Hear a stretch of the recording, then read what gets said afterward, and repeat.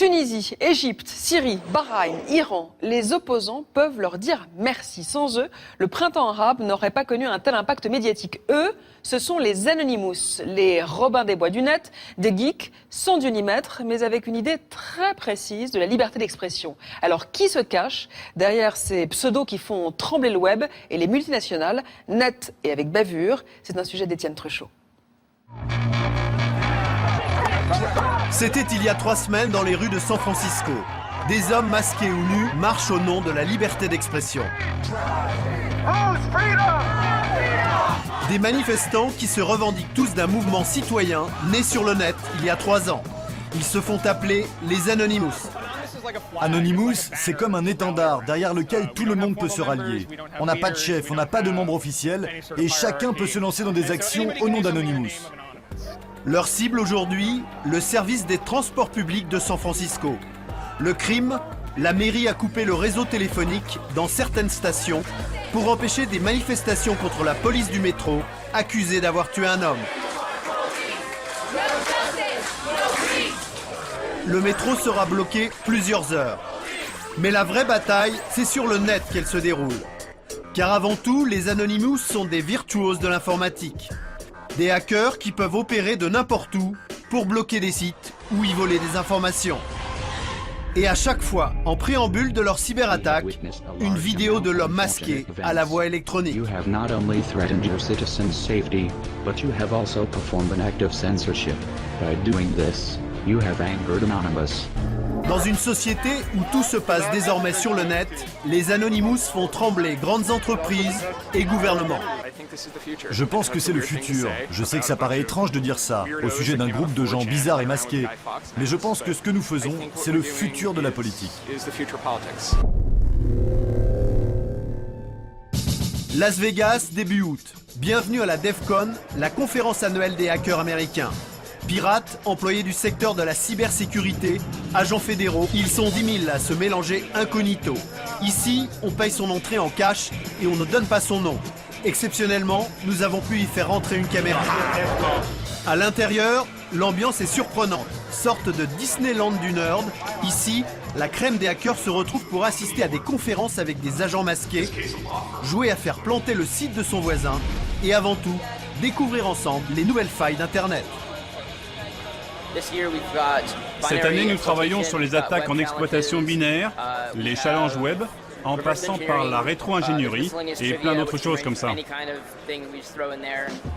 Au DEF CON, pour la première fois cette année, les Anonymous débarquent en force.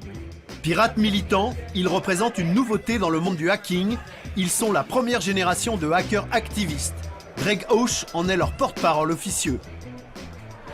Avec toutes ces lois ridicules qui sont arrivées pour contrôler Internet, les hackers se sont politisés, ce qui était une nécessité face à l'ignorance des gens qui s'occupent d'Internet et qui n'y connaissent rien.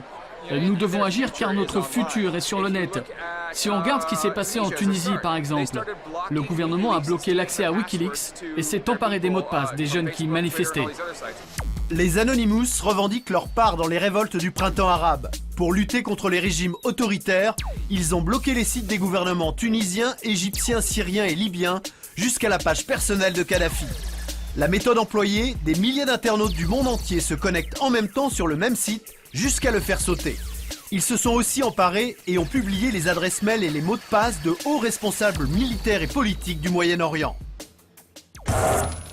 Pour ce hacker, les assauts politiques d'Anonymous ne font que commencer.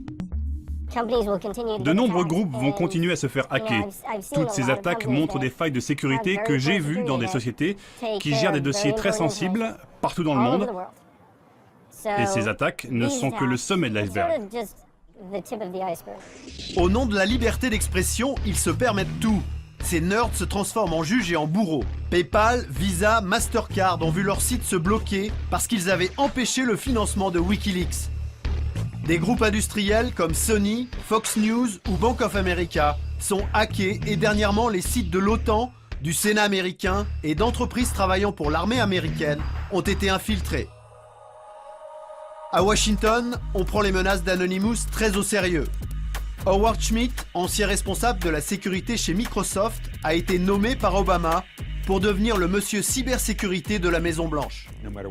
Peu importe l'origine des menaces, l'essentiel est que l'on renforce nos systèmes en réduisant notre vulnérabilité et en diminuant la chance que quelqu'un en profite. Donc l'important n'est pas de s'intéresser aux groupes qui font les attaques et pourquoi ils les font, mais de renforcer nos systèmes pour faire échec à ces attaques, d'où qu'elles proviennent. Malgré un demi-aveu d'impuissance, le FBI commence à ferrer ses premières proies. Aux États-Unis, 40 avis de recherche ont été émis depuis le début de l'année.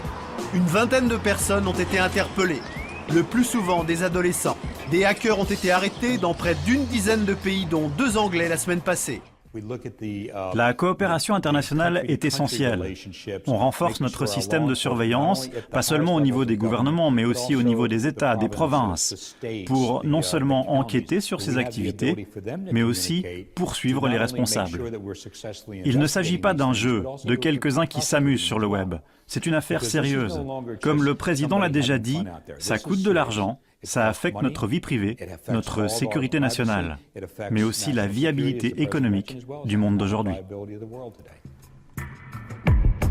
Un homme est en ce moment la cible du FBI. On le soupçonne d'avoir piraté la boîte de cybersécurité HB Gary, une entreprise qui travaille sur des dossiers confidentiels de l'armée américaine. Cet homme, on ne le connaît que par son pseudonyme, Commander X. Il a accepté de nous rencontrer, il nous donne rendez-vous à l'entrée d'un parc. Bonjour, vous cherchez quelqu'un? Vous êtes Commander X? Oui, je suis Commander X. Heureux de vous rencontrer. Où est-ce qu'on va? On va dans les bois. Commander X serait l'un des membres les plus influents d'Anonymous. Il voyage léger, se connecte au Wi-Fi public. Son arme, un petit notebook, rien de plus. Je l'ai appelé l'étoile de la guerre. Arrêté une première fois par le FBI qui a dû le relâcher faute de preuves, il paye chèrement le prix de son engagement de cyberactiviste. Tout mon argent a été bloqué par le gouvernement. Et les membres de ma famille, j'ai dû leur faire croire que j'étais mort. Parce que les autorités auraient pu les utiliser contre moi. Ça aurait été dangereux pour eux de savoir où je suis. Ils me croient mort.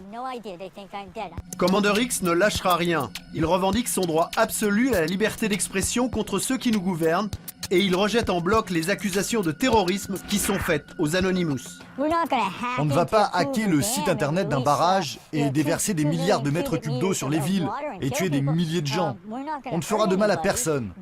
Mais on va certainement foutre le bordel dans un grand nombre d'ordinateurs. On va totalement dérégler les systèmes lors des prochaines élections américaines. Je peux vous promettre ça. Et comment vous allez vous y prendre? 20% des Américains vont voter sur des machines électroniques. Alors je vous laisse imaginer ce qui peut se passer. Impossible de savoir si Commander X bluffe ou si son bug numérique se réalisera. Une chose est sûre, pour la première fois, le ministère de l'Intérieur a mis en garde Wall Street. Une attaque sur les marchés par les membres d'Anonymous pourrait avoir lieu à la mi-septembre. Après le taxez-nous des patrons français, voici le tirez-moi dessus d'un jeune chef d'entreprise américain. Ses pare-brises